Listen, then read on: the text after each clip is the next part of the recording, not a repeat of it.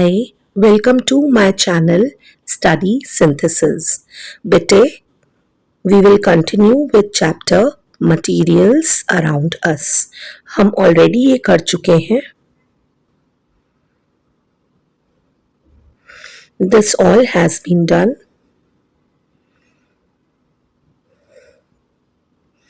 This all, yes. We have to start part 2 with what are the different properties of materials. ठीक है?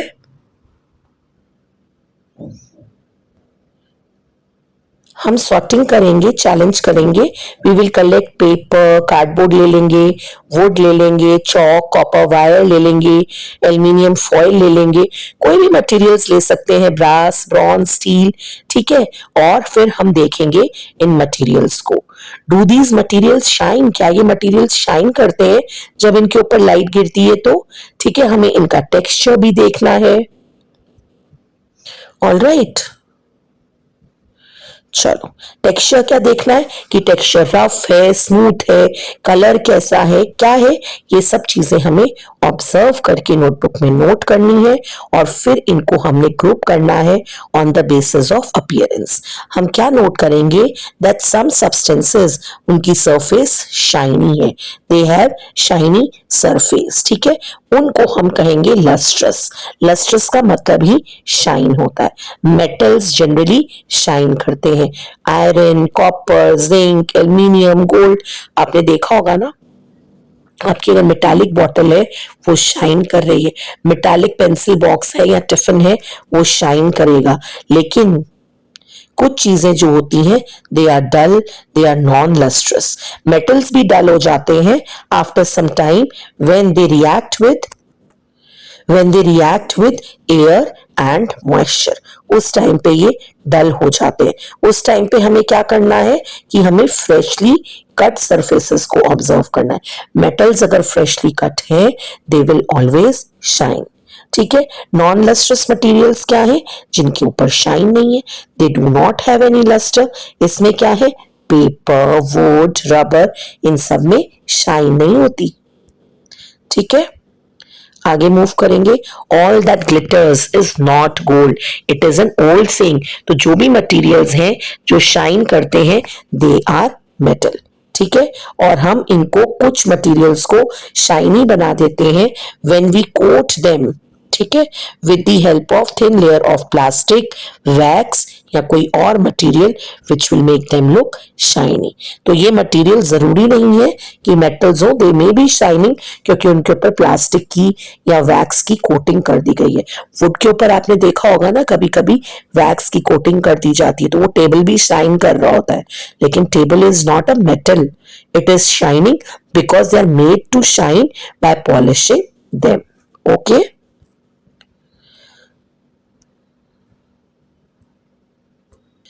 तो दो तरह के मटेरियल हैं, लस्ट्रस एंड नॉन लस्ट्रस. अब सेकंड प्रॉपर्टी क्या है? क्या मटेरियल्स हार्ड है या सॉफ्ट है? तो आपने ऐसे ऑब्जेक्ट्स को अपने हाथ में प्रेस करना है. Stones they are hard to compress. Eraser, जो आप जिससे इरेज करते हो, अपनी करेक्शंस करते हो, rubber, that can be easily compressed. Metal की आप उसको यूज करके स्क्रैच कर सकते हो. वुड, एल्यूमिनियम, स्टोन, आप करके देखो. Can some materials be scratched? क्या कुछ चीजें स्क्रैच हो जाती हैं इजीली? यस, हो जाती हैं. कुछ चीजें इजीली कंप्रेस हो जाएंगी और इजीली स्क्रैच भी हो जाएंगी. They are known as soft materials. But those substances, those materials जिनको प्रेस करना भी मुश्किल है और स्क्रैच करना भी मुश्किल है, they are called as hard substances. ठीक है. रबर, रबर को हम कहेंगे हार्ड है if we compare it to sponge, but this rubber is soft as compared to iron. तो जब हम कंपैरिजन करते हैं चीजों का, then that comparison is different. Okay? Let us observe some things more. ठीक है. देखो, hold the objects given in table 6.3. अपने हाथ से प्रेस करके देखो सॉफ्ट है या हार्ड है. वाटर बॉटल, आपको क्या लगेगी? वाटर बॉटल जो है इट इज हार्ड. ठीक है, किसकी बनी हुई हो सकती है? प्लास्टिक की बनी हुई हो सकती है, मेटल की बनी हुई हो सकती है, ग्लास बॉटल भी हो सकती है। पिलो हमें सॉफ्ट लगेगा, पिलो के अंदर कॉटन है, पिलो के अंदर क्लॉथ है, ठीक है। टम्बलर, ग्लास जो है इट इज हार्ड, ग्लास का बना हुआ है, वुड का हो सकता है, प्लास्टिक का हो सकता है, मेटल का हो सकता है। टेबल भी हमें हार्ड लगेगा, table can also be made up of would, metal, stone, ये सब चीजें उसके अंदर लगी हुई हैं। In similar way sweater soft है, वुल का बना हुआ है, सिंथेटिक स्वेटर्स एक्रिलिक के बने हुए होते हैं। इस तरीके से आप बहुत सारे ऑब्जेक्ट्स ले सकते हो, हार्ड है या सॉफ्ट है, और किस मटेरियल का बना हुआ है ये आप देख सकते हो। यू हैव लर्न कि मटेरियल्स में अलग अलग प्रॉपर्टीज हैं, कुछ शाइनी है लस्ट्रस, कुछ शाइन नहीं करते नॉन लस्ट्रस, कुछ हार्ड है, कुछ सॉफ्ट है, और आप उनके कलर्स भी चेक कर सकते हो। Let us explore further. Ghulan, Sheeta and Sara they are playing hide and seek अपने फ्रेंड्स के साथ। घुलन वॉल के पीछे चला जाता है, देन शीता जो है she is hiding behind a tree. Wall कैसी है? वॉल के पीछे से कोई नहीं देख पाएगा। शीता भी hiding behind a big tree, उससे भी कोई नहीं देख पाएगा। लेकिन सारा फ्रॉस्टेड ग्लास, ऑर्डिनरी ग्लास नहीं है, फ्रॉस्टेड ग्लास, इसमें थोड़ा दिखेगा थोड़ा नहीं दिखेगा। लेकिन शीता का ब्रदर जो है can see all this happening through a glass window. वो ग्लास विंडो के पीछे खड़ा देख रहा है कौन कहां छुप रहा है। तो वो materials through which we can see, जिसके पीछे हम देख सकते हैं चीजें, वो ट्रांसपेरेंट है। आपने सेलोफिन शीट्स देखी है जिससे आप अपनी नोटबुक्स को कवर करते हो? पानी, ग्लास, सेलोफिन पेपर, ठीक है, एयर, ये सब क्या है? ट्रांसपेरेंट। हम इनके आर पार we can see through them clearly, इसीलिए these are transparent substances. Do you think it would be possible for Sheeta's brother to see her and her friends through a closed wooden window? अगर window wooden होती तो क्या वो देख पाता? नहीं, वो तो ट्रांसपेरेंट ग्लास विंडो के पीछे, तो वो सब देख रहा है। He is very clever, है ना? That bro is very चालाक। लेकिन क्लोज्ड विंडो के थ्रू अगर वो वुडन बनी हुई है, वुड से बनी हुई है, he won't be able to see, वो नहीं देख पाएगा, है ना? क्यों? क्योंकि वुडन जो है, वुड जो है, it is we can not see through it. तो ऐसे ऑब्जेक्ट्स जिनके थ्रू हम नहीं देख सकते, they are called as opaque objects. Wood, cardboard, metal, ये सब क्या है? ओपेक ऑब्जेक्ट्स हैं। बट ऐसे भी कुछ सब्सटेंसेस होते हैं जिनके थ्रू हम देख सकते हैं, but it is not that clear. जैसे बटर पेपर, जैसे frosted glass, we can see through them but हमें क्लियर नजर नहीं आता, तो they are called as translucent substances. Identify and label nature of material. घुलन, शीता, ये किस किस मटेरियल के पीछे छुपे हैं ये आपको बताना है, ठीक है। देखो, घुलन इज ए, वॉल के पीछे है, तो wall is opaque. Sheeta B, she is behind a big tree, so that is opaque. Sara C, frosted glass के पीछे है, frosted glass is translucent. But वो जो छोटा शीता का ब्रदर देख रहा है, ठीक है, वो ग्लास विंडो के पीछे है, glass window is transparent object. He can see everyone through that glass window clearly. तो वो है transparent object. ठीक है, हमें यहाँ ABCD लिखना है। Now classify glass, glass tumbler. तो glass tumbler कैसा है? Transparent. ठीक है, butter paper translucent. Eraser opaque है, इसके थ्रू नहीं देख सकते, तो this is OPEC.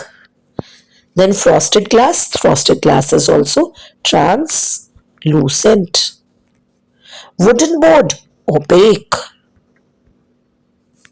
Window glass, this one, this is transparent, इसके थ्रू देख पाएंगे, दिस इज ट्रांसपेरेंट, है ना। आगे क्या है, क्लासिफिकेशन। ट्रांसपेरेंट के नीचे ट्रांसपेरेंट का लिखना है एग्जाम्पल, ट्रांसलूसेंट के नीचे ट्रांसपेरेंट में हम सबसे पहले एयर लिख देंगे, ट्रांसपेरेंट में हम लिख देंगे वाटर, ठीक है। ट्रांसलूसेंट में हमने लिखा बटर पेपर, ठीक है। और क्या लिखेंगे ट्रांसलूसेंट में, फ्रॉस्टेड ग्लास। ओपेक में मैंने लिख दिया वुडन वॉल, वुडन डोर या फिर wall. These are very easy examples. Okay okay, what is soluble in water and what is not? Gulen was sweating, पसीना आ रहा था, वो खेल कर आया है। गुलेन की मम्मा ने उसको spoonful of sugar, pinch of salt, some lemon juice के साथ मिक्स करके दे दिया, दैट इज शिकंजी। आपने भी पी होगी शिकंजी, ठीक है। लेमनेड, टैंग पीते हैं और रूह अफ़ज़ा पीते हैं, बहुत सारे ड्रिंक्स पीते हैं, तो हम उसे मिक्स कर देते हैं। तो गुलेन ने क्या नोटिस किया, when mother was mixing sugar and salt, salt और शुगर तो डिसअपियर हो गए, ठीक है। तो this is how the activity is to be done further. हम क्या करेंगे, हम डिफरेंट मटेरियल्स ले लेंगे बेटे, हम शुगर लेंगे, salt, chalk, sand, sawdust, 5 tumblers ले लेंगे हम। उन टम्बलर्स में हम 2/3 पानी डाल के फर्स्ट वाले में शुगर डालेंगे, सेकंड वाले में सॉल्ट डालेंगे, थर्ड वाले में चॉक पाउडर डालेंगे, फोर्थ वाले में सैंड डालेंगे और फिफ्थ वाले में लकड़ी का चूरा सॉडस्ट डालेंगे। और अब हम उसको स्टर करेंगे। स्टर किससे करते हैं, स्टर करते हैं स्पून से। अब हम स्टर करेंगे और हम चेक करेंगे and we will write down our observation. आपको क्या लगता है, क्या शुगर डिसॉल्व हो जाएगी? Yes, it will disappear. हम यही ऑब्जर्व करेंगे that it will disappear in water. Salt भी डिसअपियर हो जाएगा, ऑब्जर्व करेंगे। चॉक पाउडर नहीं होगा, वो सेटल डाउन कर जाएगा, it will not disappear in water. Sand भी नहीं करेगी डिसअपियर, सॉडस्ट भी नहीं डिसअपियर करेगा। तो इस तरीके से आप पानी में बहुत सारी चीजें मिक्स करके चेक कर सकते हो कि when we stir it with a spoon, क्या वो डिसअपियर होती हैं या नहीं होती हैं। So you must have observe कि कुछ चीजें जो है पानी में जब हम स्टर करते हैं तो डिसअपियर हो जाती हैं। कंप्लीटली डिसअपियर होना मतलब डिसॉल्व होना। तो ऐसे सब्सटेंसेस को हम कहते हैं सॉल्युबल इन वाटर। बट कुछ चीजें जो है वाटर में मिक्स नहीं होती, वो डिसअपियर नहीं होती। जब हम उसको बहुत देर तक जो है स्टर करते रहे, then also it does not disappear, तो हम उन्हें कहते हैं इनसॉल्युबल इन वाटर। और ये चीजें बहुत इंपॉर्टेंट है, ये प्रॉपर्टी बहुत इंपॉर्टेंट है। वाटर जो है it plays an important role, वो बहुत सारी चीजों को अपने अंदर डिसॉल्व कर लेता है।